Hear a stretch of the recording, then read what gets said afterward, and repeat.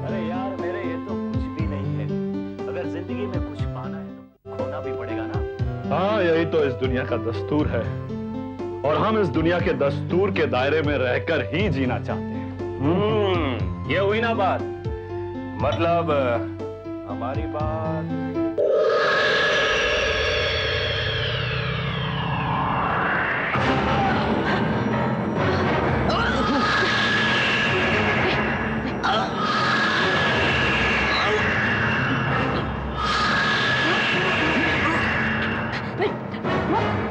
मत मारो उधर, मत मारो ना, मर जाएंगे वो।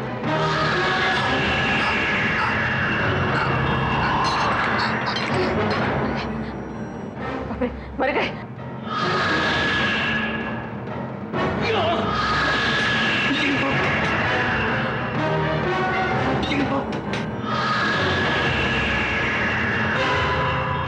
इधर तो कोई भी नहीं है।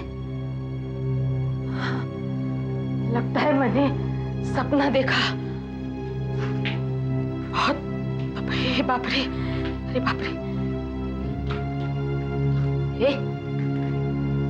तुम्हें क्या लगता है कि मैंने देखा वो सपना था कि सच? सपना था ना?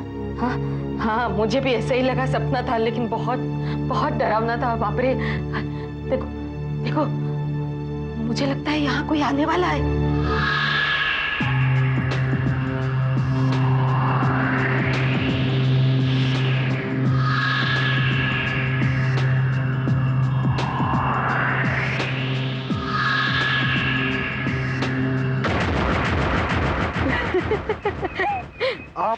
मैंने आपको पहचाना नहीं।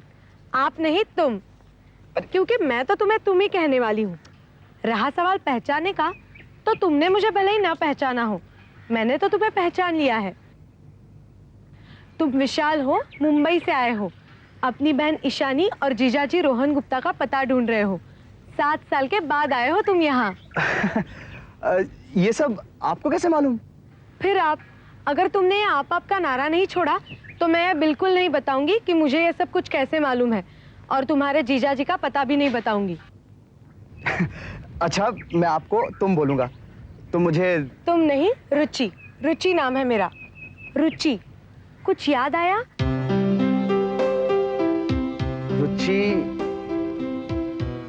रुचि, तुम इतनी बड़ी हो गई हो। पिछली बार देखा था तो तुम... तब मैं स्कूल में थी, अब कॉलेज में हूँ। तुम भी तो बहुत बदल गए हो, फिर भी मैंने तुम्हें पहचान ही लिया। I'm sorry, I'm very sorry। क्या है, मैं इतना परेशान था, मुझे कोई जीजा जी का पता ही नहीं बता रहा था। जिसको भी पूछो तो घूर के भाग जाता था। 7 साल बाद आया हूँ, तुम ही मुझे जीजा जी का पता बताओ। लो, हम अपनी मंजिल पर आ भी गए। वो सामने वाला तुम्हारी बहन का घर और वो बाजू वाला मेरा। अब तो तुम यहाँ ही हो, मिलते रहेंगे। बाय। Okay, thanks. मुझे मालूम था तुम आओगे, जरूर आओगे, और आ गए। और मालूम था आने के बाद बहुत सारे सवाल तुम्हारे मन में उठेंगे, लेकिन जवाब नहीं मिलेगा, क्योंकि जवाब सिर्फ मैं दे सकती हूँ, मैं। हाँ, अगर तुम्हें जवाब चाहिए तो आना, फुर्सत लेके आना। हाँ, इत्मीनान से बातें करेंगे, तुम आना। हाँ, मैं जवाब दूंगी, मैं दूंगी, सिर्फ मैं दूंगी। विशाल, अरे विशाल कब? तुमने पहले क्यों नहीं बताया कि तुम आ रहे हो? वरना मैं तुम्हें लेने आ जाती। अरे नहीं दीदी, मुझे तुम्हें सरप्राइज देना था, और मैं कोई बच्चा थोड़ी हूँ कि घर नहीं ढूंढ सकूं। मालूम है। पापा कैसे हैं? मजे में है, तुम्हें बहुत याद करते हैं। नमस्ते अंकल।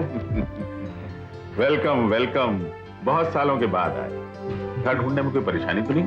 हाँ जी, कोई खास नहीं, वो रुचि मिल गई थी, वो यहीं घर तक छोड़ के गई। अच्छा, तो वो बदमाश को पता चल ही गया कि तुम आ गए हो, अब रोज तुम्हारा सर खाया करेगी। वो तो उसके बचपन की आदत है। बिट्टू कैसा है? वो हॉस्टल से घर कब आ रहा है? अरे अभी तो उसके एग्जाम चल रहे हैं, लेकिन बहुत जल्द छुट्टी लगने वाली है, तब रोहन और मैं खुद उसे लाने जाएंगे। मैंने रोहन को कह दिया कि जल्द से जल्द वापस आ जाओ, लेकिन अभी तक वापस ही नहीं आ रहे वो। बेटा ईशानी, तुम इसको यहीं खड़ा रखोगी? थक गया होगा भाई, इतनी दूर से आया है। जाओ आराम करने दो और उसे कमरा दिखाओ। जा। चलो बैग उठाऊं मैं? नहीं, मैं उठाता हूँ आदि। चलो।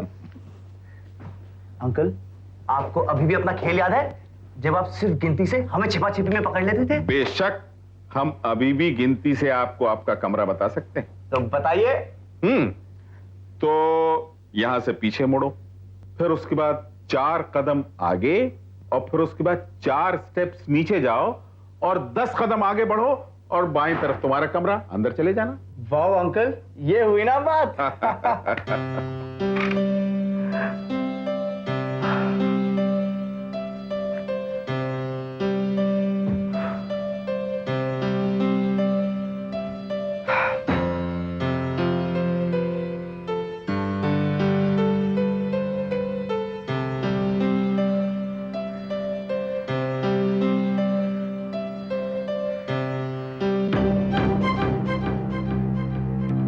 मैं कितनी बार बताया कि यहाँ मत खड़ी रहो, जो मना करता हूँ वही करती हूँ। अगर दोबारा तू यहाँ नजर आई तो तेरा बहुत बुरा हश्र होगा। मुझे मारने से बहुत डर लगता है। मौत का डर किसे नहीं होता। मौत ही एक ऐसी चिड़िया का नाम है जिसका किस वक्त उड़ जाए किसी को कुछ पता नहीं चलता। अगर तू दोबारा यहाँ नजर आई तो तेरी चिड़िया। मुझे बहुत जीना है अभी, बहुत काम करना है अभी। मुझे नहीं मारना, मैं नहीं खड़ी रहूँ, कभी नहीं खड़ी रहूँगी, कभी नहीं खड़ी रहूँगी।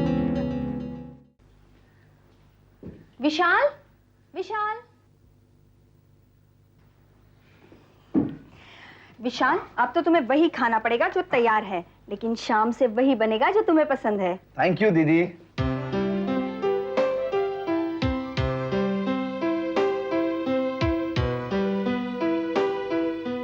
तुम बिल्कुल नहीं बदली हो। ये तुम कह रहे हो, लेकिन बाकी सब लोग कहते हैं कि रोहन के जाने के बाद मैं बिल्कुल बदल गई हूँ। अब तुम ही कहो, मैं क्यों बदलूंगी? और रोहन हमेशा के लिए थोड़े गया है, थोड़े ही दिनों की बात है। लेकिन एक बात बताऊं, अब रोहन से एक पल की दूरी भी एक जन्म की दूरी जैसा लगता है। जीजा जी तुमसे बहुत प्यार करते थे। थे का क्या मतलब? करते हैं। रोहन मुझसे बहुत प्यार करते हैं, बिट्टू से भी ज्यादा। तुम्हें यकीन नहीं आता? 2-4 दिन इंतजार कर लो, उनके वापस आते ही तुम्हारी सारी गलतफहमी दूर हो जाएगी। दीदी, ये कोई गलतफहमी नहीं है। मैं जानता हूँ जीजा जी तुम्हें जी जान से प्यार करते हैं। मैं भी तो उनसे बहुत प्यार करती हूँ। अरे तुमने अभी तक खाना शुरू नहीं किया? अरे हिप्नोटिज्म? हाँ, तुम्हें पसंद है ना, इसलिए बाबूजी ने भेजी है। पर मुझे समझ में नहीं आता, ऐसी किताबें पढ़ के तुम्हें क्या आनंद मिलता है? आनंद नहीं दीदी, जानकारी। हाँ, जानकारी मिलती है इसलिए तुम पढ़ते हो, और बाबूजी इसलिए पढ़ते हैं कि वो ठहरे साइकोलॉजी के प्रोफेसर। बहुत अच्छी किताब है, इसमें सब कुछ लिखा है। फ्रेंज एंटन मेस्मर कैसे उसने हिप्नोटिज्म की शुरुआत की, कैसे उसने अपने शरीर के अंदर के मैग्नेटिक पावर को जाना, और कैसे इस पावर को डेवलप किया जाता है। अलग अलग शहरों में लोग कैसे इसका इस्तेमाल करते हैं। मैजिशियंस अपने शो में इसका इस्तेमाल करते हैं, बल्कि रास्ते पर होने वाले खेल उसमें भी इसका इस्तेमाल होता है। It's amazing. मुझे पता था ये किताब तुम्हें बहुत पसंद आएगी, और इसीलिए मैंने खास तौर से तुम्हारे लिए मंगवाई। आपके पास हिप्नोटिज्म में बहुत सी चीजें होंगी। हाँ बेटा, 25 साल यही सब तो करता रहा। बच्चों को साइकोलॉजी पढ़ाता रहा, सिखाता रहा, लेकिन अब बस बहुत हो चुका। जब से रिटायर हुआ हूं ना, तब से सब बंद कर दिया। अब तो थोड़ा वक्त ईशानी और बिट्टू के साथ गुजारना चाहता हूं। रोहन का तो पता नहीं वापस आएगा भी कि नहीं। खैर, चलो अंदर चलते हैं।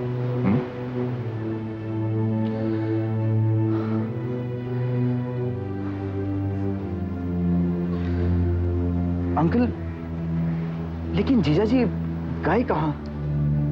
आपका खत मिला तो पापा और तो टेंशन में आ गए थे। यहाँ ईशानी की हालत देखकर जी और भी घबराता है।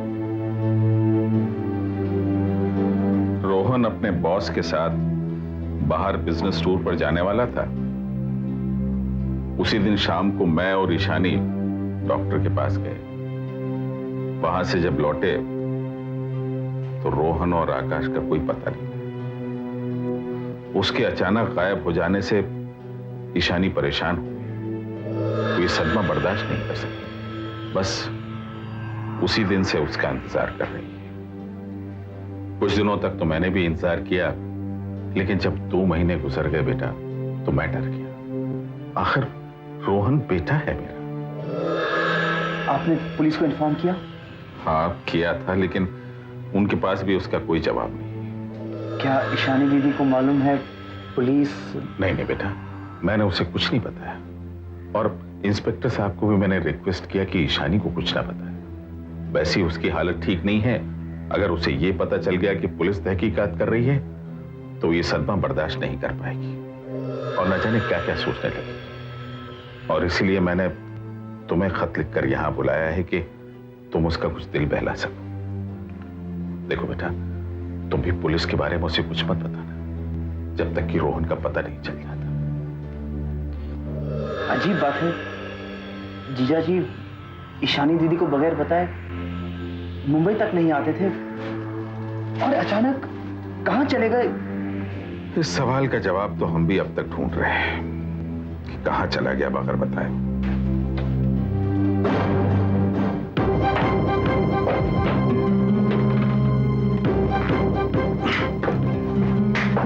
तुम चोरी छिपे हमारी बातें क्यों सुन रहे थे? अंकल अंकल, ये तो वही है जो कल उस सामने वाली बुढ़िया के साथ खुसर फुसर कर रहा था। बताओ कौन हो तुम? कौन हो तुम? अरे बेटा छोड़ दो इसको, छोड़ दो। ये माली है, हमारे बगीचे में काम करता है। पर अंकल, इससे पहले कभी तो देखा नहीं। हाँ, पहले नहीं था, लेकिन पिछले 5 साल से है। हमारे कॉलेज में काम करता था, गार्डनिंग करता था, रिटायर हुआ तो मैंने रख लिया। माली चाचा, सोचती हूँ यहाँ पे गुलाब लगाए, लग जाएगा इस मौसम में? हाँ लग जाएगा। लेकिन फूल आते आते कितने महीने लगेंगे? 4-6 महीने तो लग जाएंगे। इतना वक्त लगता है? अच्छा, यहाँ पे भी मैं सोच रही हूँ कि यहाँ पे एक बेल लगाऊं जो इस वॉल पे पूरी फैल जाएगी। अरे अरे अरे, क्या हुआ? इस बच्ची को, इस रुचि को कुछ समझाओ ना। ये मुझे बहुत तंग कर रहा है दीदी। तुम बच्चे नहीं रहे जो इस तरह से लड़ रहे हो। लड़ना है तो बड़ों की तरह लड़ो, और अगर वक्त मिले तो थोड़ी मेरी भी मदद कर देना। मैं मदद करती हूँ, बताओ दीदी क्या करूँ? तुम ना मेरे साथ। रुचि को मदद करनी है, लेकिन ये नहीं मालूम कि क्या मदद करे। रुचि, क्या होगा तुम्हारा? तुम मुझे परेशान मत करो, मैं दीदी से बात कर रही हूँ। अरे दीदी, सारी गार्डनिंग रुचि से करवाओ। अरे माली काका, तुम यहाँ क्या कर रहे हो? तुम जाओ, जस्ट रिलैक्स। आज से हमारे पास एक नई माली हाजिर है। दीदी। हाँ हाँ माली चाचा, आप जाइए, देखती हूँ मेरी भी कितनी ये लोग मदद करते हैं। लेकिन एक बात बताओ, जब तक तुम लोगों का झगड़ा पूरा होगा ना, तब तक मेरा काम भी पूरा हो जाएगा। अरे डोंट वरी दीदी, मैं ये सारा काम रुचि से करवा सकता हूँ। मेरी मर्जी के बगैर कोई भी मुझसे कुछ नहीं करवा सकता। मैं करवा सकता हूँ, हिप्नोटाइज करके। ओह माय गॉड, अभी तक तुम्हारे दिमाग से वो हिप्नोटिज्म का भूत नहीं उतरा? पता है ना, पिछली बार तुमने 1 घंटे तक बिठा के रखा था। हाँ, लेकिन इस बार ऐसा नहीं होगा। उससे भी बदतर हालत होगी। शर्त लगी? लगी।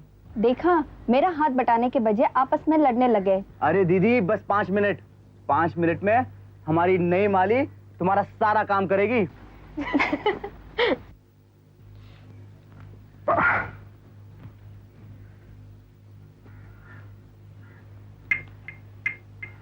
तुम बस इस लॉकेट की तरफ देखो, मेरी आवाज पर ध्यान दो, कॉन्सेंट्रेट। देखो, आसपास का माहौल भूल जाओ, तुम्हें सिर्फ मेरे सवाल सुनाई देंगे और तुम इन सवालों का जवाब दोगी।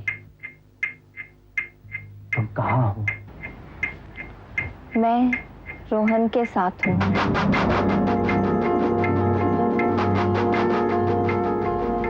रोहन और मैं साथ साथ हैं। कहाँ हो तुम? रोहन के घर में। तुम वहां क्या कर रही हो? मैं रोहन से मिलने आई हूँ। अगर रोहन को मैं पसंद आ गई तो हमारी मंगनी तुरंत हो जाएगी। आज तुम्हारी एंगेजमेंट है। एंगेजमेंट की तारीख क्या है? 29 अगस्त 1987। वहाँ क्या हो रहा है? सब लोग बहुत खुश हैं, लेकिन सबसे ज्यादा खुश मेरे पापा हैं। रोहन की आंखों में शरारत है, मेरी आंखों में नमी है। सारे फ्रेंड्स और रिलेटिव्स खड़े हैं। मेरे ससुर सूरज प्रताप भी बहुत खुश हैं। ना खुश है तो एक नन्ही सी जान, मेरा छोटा भाई विशाल। वो नाखुश क्यों है? उस नन्ही सी जान को ये लग रहा है कि शायद मेरी दीदी मुझसे दूर जाने वाली है। ईशानी, कॉन्सेंट्रेट, शांति से मेरी आवाज सुनो। तुम्हारी शादी हो चुकी है, तुम बहुत खुश हो। Ishani, Ishani, can you hear me? हाँ, मैं बहुत खुश हूँ। मुझे इस घर में सारी खुशियाँ मिल रही है। रोहन मुझसे बहुत प्यार करता है। मेरे ससुर सूरज प्रताप भी मुझसे बहुत प्यार करते हैं। मैं बहुत खुश हूँ। शादी के बाद तुम सबसे ज्यादा खुश कब थी? वो कौन सा दिन था जिसने तुम्हारी जिंदगी खुशियों से भर दी? 12 अप्रैल 1992। उस दिन मैं माँ बनी थी और रोहन पापा। उस दिन एक नन्हे फूल ने हमारे घर में जन्म लिया। हमारा बिट्टू आया था उस दिन। विशाल, बस बहुत हो गया, मुझे डर लग रहा है। Ishani, come back, come back Ishani. अरे, लगता है तुम लोग अभी तक झगड़ रहे हो और तुम्हारी वजह से मेरा सारा काम रह गया। कितना काम बाकी है? अभी तो मुझे बाबूजी के लिए नाश्ता बनाना है, रोहन का कमरा ठीक करना है, उसकी सारी चीजें सजानी है। मैं अंदर जा रही हूँ, तुम लोग भी जल्दी आ जाना, समझे ना?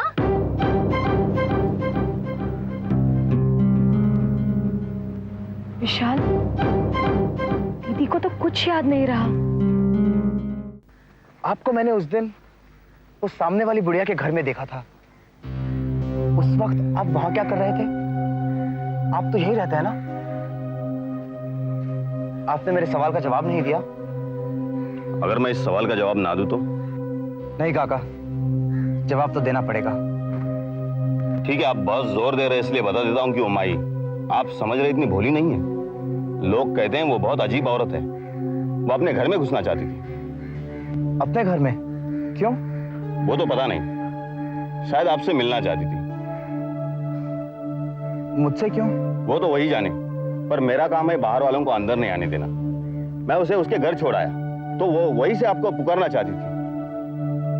ठीक है, अच्छा मैं बाजार होके आता हूँ, अंकल को बता दीजिएगा। ठीक है।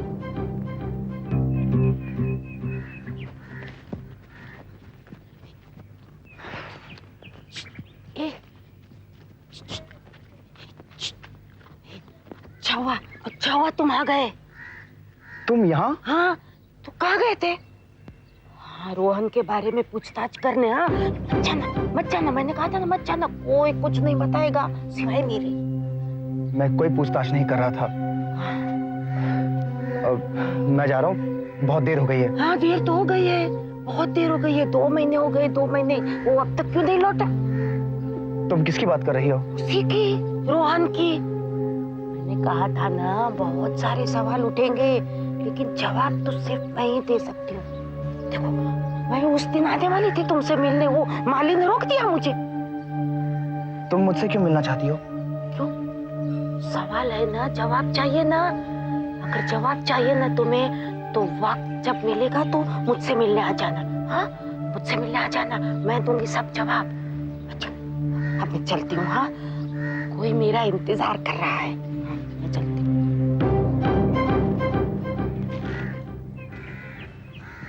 अरे, तुम अभी तक यहीं हो? मैं घर जाकर सामान रख भी आई। और तुम? रुचि, ये माई कैसी औरत है? माई बड़ी भली औरत है। जब से उसका बेटा उसे छोड़कर मसूरी चला गया है, तब से थोड़ी सी पागल सी हो गई है। मुझे लगता है ये जीजा जी के बारे में जरूर कुछ जानती है। मुझे इससे मिलना ही पड़ेगा, शायद कोई बात सामने आ जाए।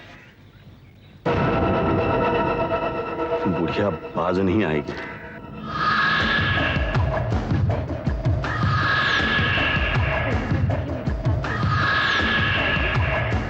मेरे हर दर्द में तुम मेरे साथ ही रहे हो।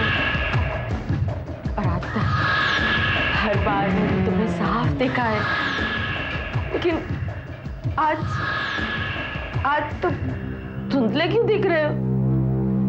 शायद मेरी आंखें कमजोर हो गई है बेटे की याद में रो रो के। किंतु तुम तो मेरे हो ना, मेरे अपने, मेरा साथी, मेरा साया। देखो आज तक तुमने वही किया जो मैंने कहा है? मेरी सारी बातें सुनते रहे तुम। हाँ, और आज तुम भी कुछ बोलो बोलो बोलो कुछ। मुझे मत मारो। नहीं, मुझे क्यों मारते हो? मैं किसी को कुछ नहीं बताऊंगी। मुझे मत मारो। मुझे अभी अपने मेरे बेटे को ढूंढना है ना, ढूंढना है उसे, उसको मिलना है, उसके पास जाना है। मुझे मत मारो, भगवान के लिए मुझे मत मारो, मत मारो मुझे।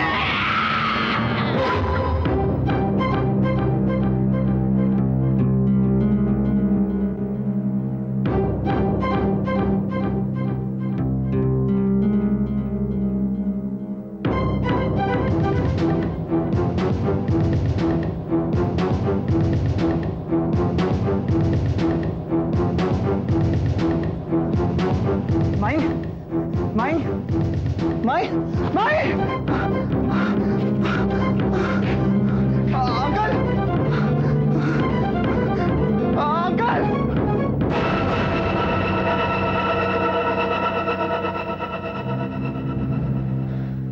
पर सर, मैंने अपनी आंखों से माई की लाश को वहां देखा था, खून के धब्बे देखे थे। तो जब हम वहां गए तो हमें वहां कोई लाश नहीं मिली, वो धब्बे भी नजर नहीं आए और ना ही कोई सबूत बरामद हुआ। तो फिर माई गई कहां? घर में तो है नहीं। तहकीकात के दौरान पता चला कि माई शायद अपने बेटे से मिलने मसूरी गई होगी। अगर आपको इतना यकीन है तो मसूरी में उसके बेटे से क्यों नहीं पूछ लेते कि वो वहां है या नहीं? हमें वहां का पता चलते ही हम वो भी कर लेंगे। इंस्पेक्टर साहब, ये क्या हो रहा है? पहले मेरा बेटा गायब हो गया, वो कहां चला गया वो आप आज तक पता नहीं कर पाए, और फिर अब सामने के घर से माई का अचानक गायब हो जाना कुछ अजीब सा लग रहा है। देखिए सर, तहकीकात जारी है, हम जल्द से जल्द रोहन और माई का पता लगा ही लेंगे। माई का पता आप कैसे लगाएंगे? उसे मैंने अपनी आंखों से वहां देखा था। आंखें धोखा भी खा सकती हैं, अंधेरे में अक्सर आंखें धोखा ही खाती हैं।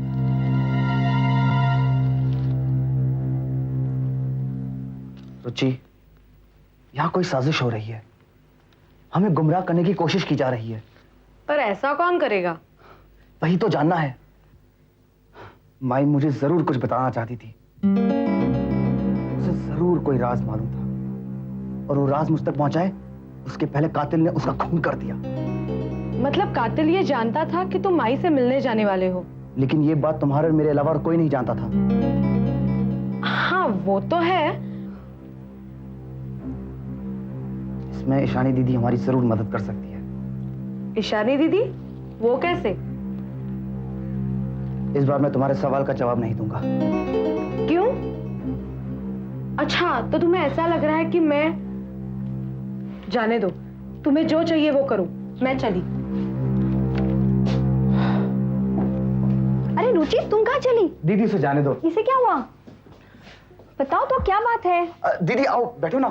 क्या हुआ लेकिन बताओ तो। अरे अरे अरे, बैठो लेकिन ना। बताओ तो, हुआ क्या?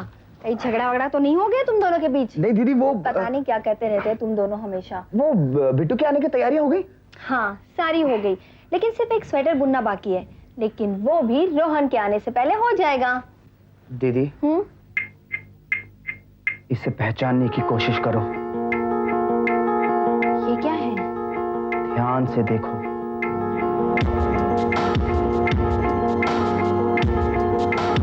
शायद तुम्हें कुछ याद आ जाए।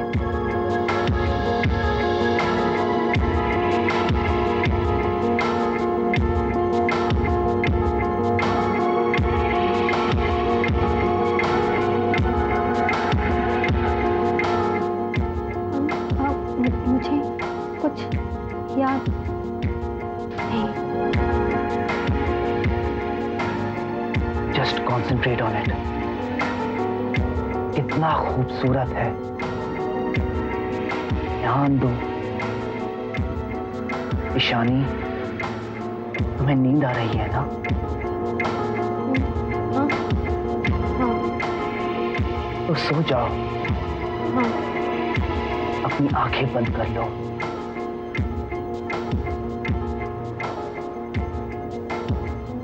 सिर्फ मेरी आवाज सुनो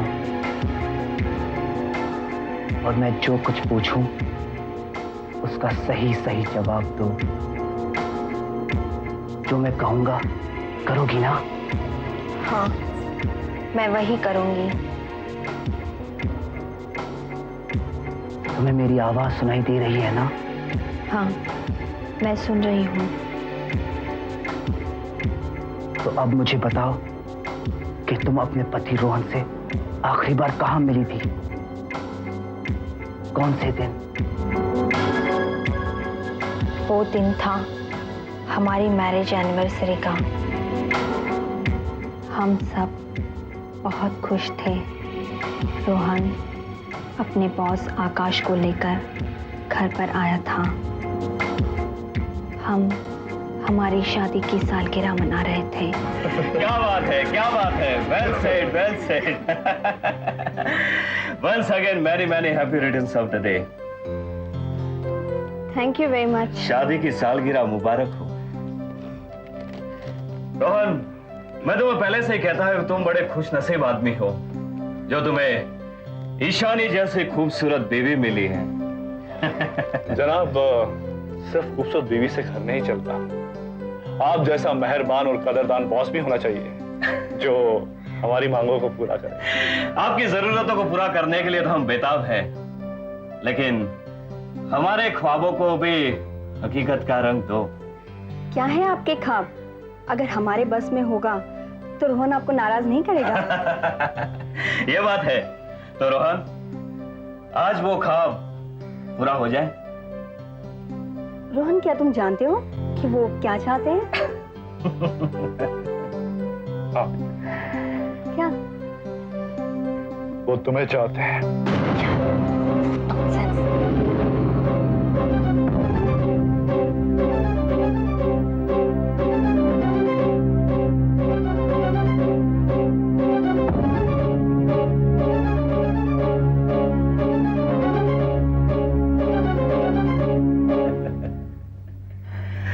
अरे यार मेरे, ये तो कुछ भी नहीं है। अगर जिंदगी में कुछ पाना है तो कुछ खोना भी पड़ेगा ना। हाँ, यही तो इस दुनिया का दस्तूर है और हम इस दुनिया के दस्तूर के दायरे में रहकर ही जीना चाहते हैं। ये हुई ना बात। मतलब हमारी बात। आपकी बात मैं कभी टाल सकता हूँ? आपको तो सिर्फ हुक्म करना है। सो तो हमने कर दिया, अब देखना यह है कि हमारे हुक्म का पालन कैसे होता है। वो तो मुझे करना ही पड़ेगा। आखिर मेरी तमन्ना भी तो बुलंदियों को छूने की है। मैं तो बहुत ऊपर उठना चाहता हूं, आप ही की तरह। हाँ, अगर हमारे नक्शे कदम पे चले तो बुलंदियां तुम्हारे कदमों में होगी और किस्मत तुम्हारे हाथों में। पर उसके लिए You're right, सर। और फिर ऐसा मौका बार बार नहीं आता। मैं अभी आया।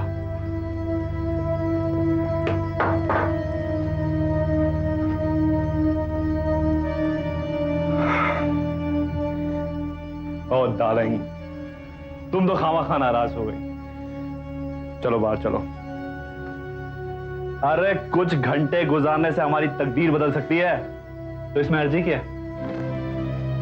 तुम्हारी तकदीर बदल जाएगी, लेकिन मेरी जिंदगी बदल जाएगी। मेरी जिंदगी बदलने वाले, मेरी इज्जत को दांव पे लगाने वाले तुम होते कौन हो? मैं तुम्हारा पति हूँ। पति जो करोड़पति बनने के लिए अपने बीवी से भीख मांग रहा है कि कुछ देर मेरे बॉस को अपना पति बनने का मौका दो। अगर करोड़पति ही बनना है तो अपने दम पर, अपनी मेहनत से करोड़पति बनो। अपने बीवी को जलील करके उसकी इज्जत दांव पे लगा के करोड़पति बनेगा तू? बहुत कुछ हुआ। अब तक तो कुछ हुआ नहीं, जो होगा वो अब होगा।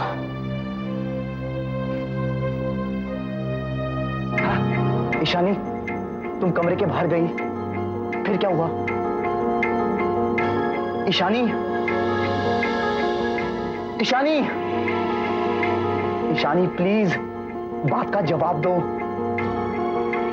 फिर क्या हुआ? थोड़ी देर बाद मैंने देखा कि रोहन और आकाश पर कोई वार कर रहा है। कोई उन्हें बेरहमी से मार रहा है। कौन था वो?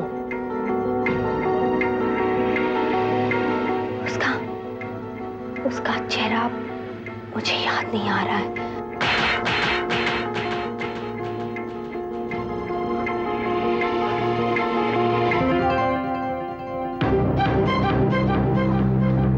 ईशानी, दीदी, दीदी। रुचि, ईशानी दीदी के कहने के मुताबिक उन्होंने खून देखे हैं, लेकिन उन्होंने खूनी को नहीं देखा है, और यही बात उन्हें अंदर ही अंदर मारे जा रही है। पर सूरज अंकल के कहने के मुताबिक तो उस रात वो और दीदी डॉक्टर के पास गए थे, और जब वो लोग लौट के आए तो जीजाजी और आकाश वहां नहीं थे। अब किसकी बात का विश्वास किया जाए? मुझे तो लगता है सच बात जानने के लिए ईशानी दीदी को एक बार फिर से हिप्नोटाइज करना पड़ेगा, और इस बार मैं दावे के साथ कह सकता हूं कि मैं दबे हुए राज को बाहर निकाल कर ही रहूंगा।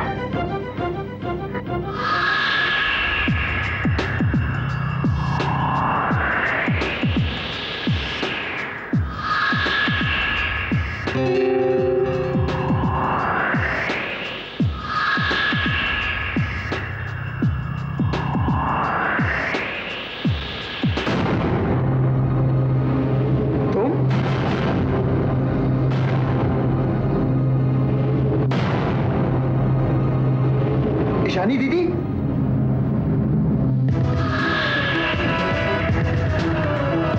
दीदी, ईशानी, ये क्या कर रही हो? मैं तुम्हारा भाई हूँ। नहीं, अरे, नहीं, ईशानी, संभालो, ना, देखो, होश में आओ, ये तुम्हें क्या हो गया है? देखो, क्या कर रही हो तुम?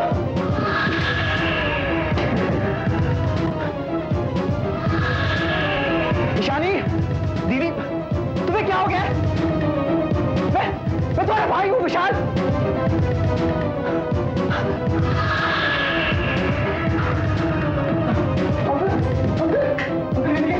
ईशानी को देखिए, उसके सर में पूछा हो गया। अब अपने भाई को मारना चाहती है। अगर भाई जरूरत से ज्यादा जानने की कोशिश करेगा तो उसका यही अंजाम होगा। क्या? ईशानी, आगे बढ़ो। किल हिम, आई से किल हिम। आपने ईशानी को? मेरे पास इसके अलावा कोई दूसरा रास्ता नहीं है। अगर मुझे जिंदा रहना है तो तुम्हें मरना ही पड़ेगा। मुझे माफ करना विशाल। ईशानी, आगे बढ़ो। Kill him, otherwise he will destroy you. दीदी, I say kill him. Yes. नहीं, Kill him, Ishani. ईशानी, दीदी,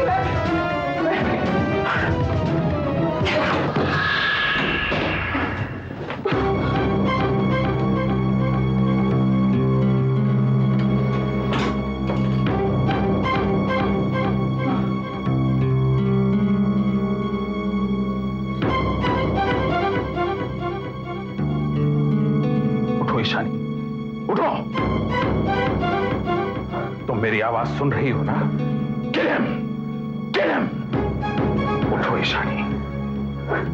अब वो आपकी आवाज नहीं सुन सकती।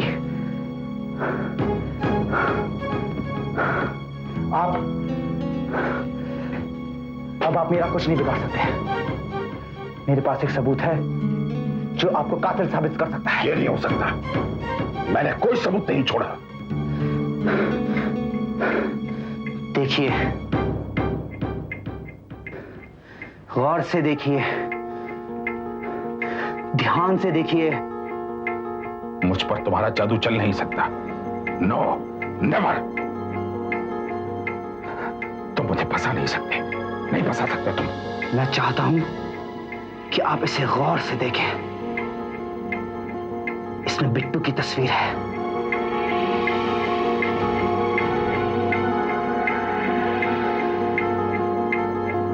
आपके अपने बिट्टू की।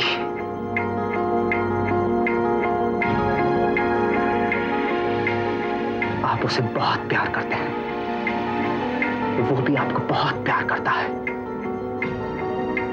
देखिए, उसका मासूम भोला भाला चेहरा,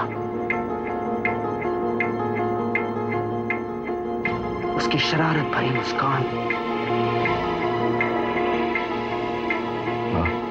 उसकी नटखट आंखें। बिट्टू, मेरा प्यारा बिट्टू, मेरा नाना बिट्टू, मेरी जान, मेरा वंश। बिट्टू मेरा है, बिट्टू मेरा है। उसे मुझसे कोई जुदा नहीं कर सकता। हाँ, उसे आपसे कोई जुदा नहीं करेगा। और आप ध्यान से मेरी आवाज सुनिए। आप सिर्फ मेरी आवाज पर कंसंट्रेट कीजिए। आप कर रहे हैं ना? हाँ, आपको नींद आ रही है, आप सो रहे हैं, आप सो गए हैं। आपको सिर्फ मेरे सवाल सुनाई देंगे और आप उन सवालों का जवाब देंगे अपने बिट्टू की खातिर। जरूर। तो सच बताइए, उस रात क्या हुआ?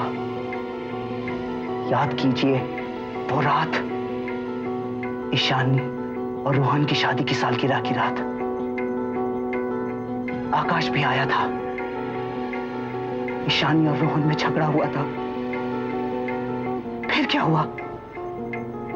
उस रात बाबूजी,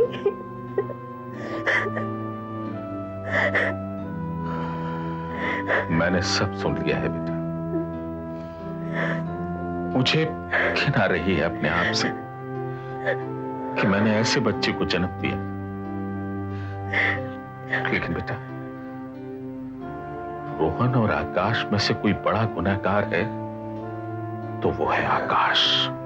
उसी ने रोहन को अपने लालच के जाल में फंसा लिया है। और अब वो तुम्हारे शरीर की मांग कर रहा। आकाश वैशी है, वैशी है वो। बाबूजी, मैं आकाश को मार डालूंगी। हाँ, हाँ, मैं आकाश को मार डालूंगी। आकाश को मार डालूंगी बाबूजी। हाँ, हाँ बाबूजी, मैं आकाश को मार डालूंगी। मैं उसे मार डालूंगी। हाँ बेटा, तुम ऐसा ही करना। बेटा, मेरी तरफ देखो, ध्यान से देखो, मेरी बात शांति से सुनो। सुन रही हो ना? अब तुम वही करोगी जो मैं चाहूंगा। आकाश इस मुसीबत की चढ़े। अगर वो नहीं रहा तो रोहन तुम्हें किसके पास भेजेगा? इसलिए उसका मर जाना ही बेहतर है। जाओ। आकाश को खत्म कर दो, खत्म कर दो उसको। जाओ, उठो, उठो, 4 कदम पीछे जाओ। अब मुड़कर कमरे के बाहर जाओ। 7 कदम पर ड्राइंग रूम है।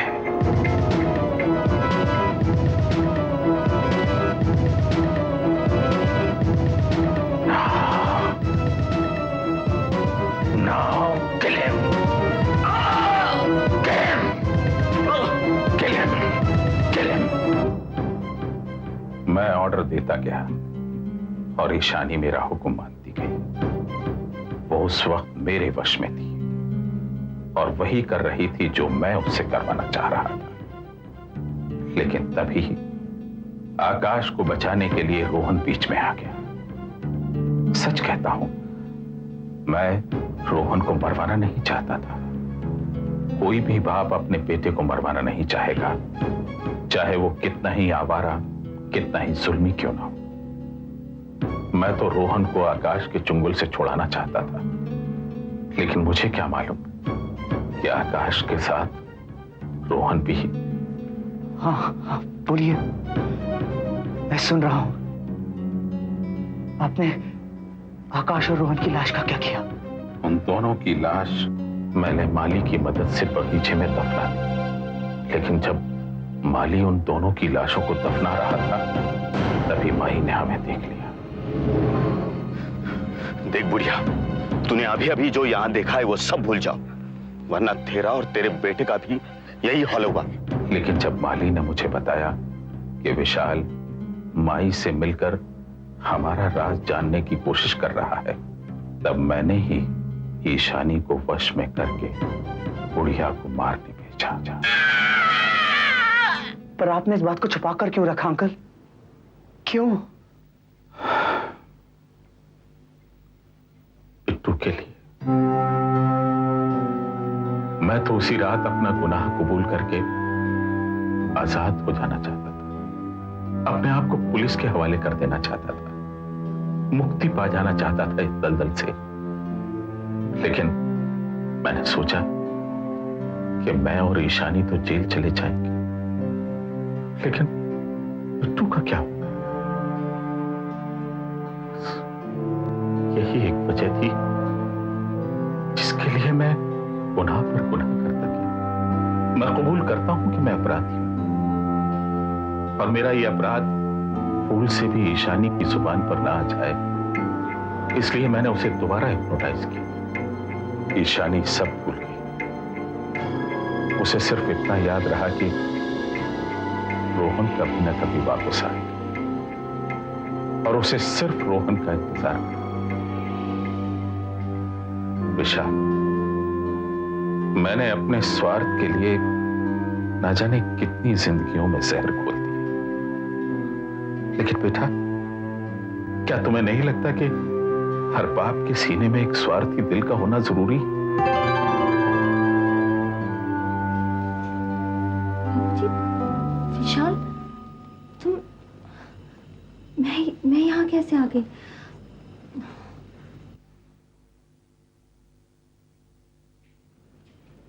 ये खून कैसा?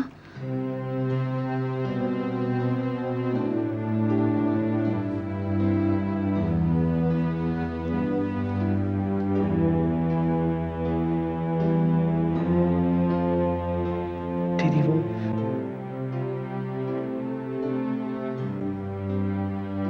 तुम सीढ़ियों से गिर गई थी मेरी वजह से। तुम्हारी वजह से?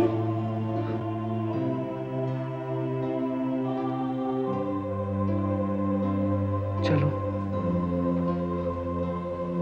चलो। तुम्हारी वजह से कैसे गिर गई?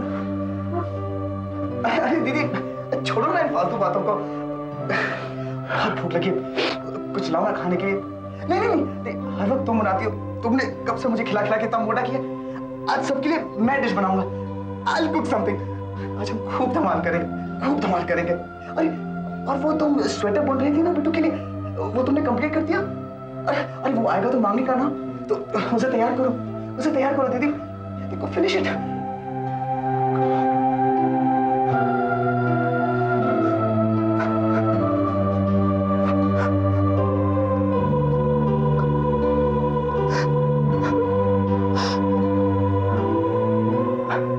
अरे अंकल आप क्या सोच रहे हैं? Cheer up, young man. Cheer up. Thank you भाई साहब।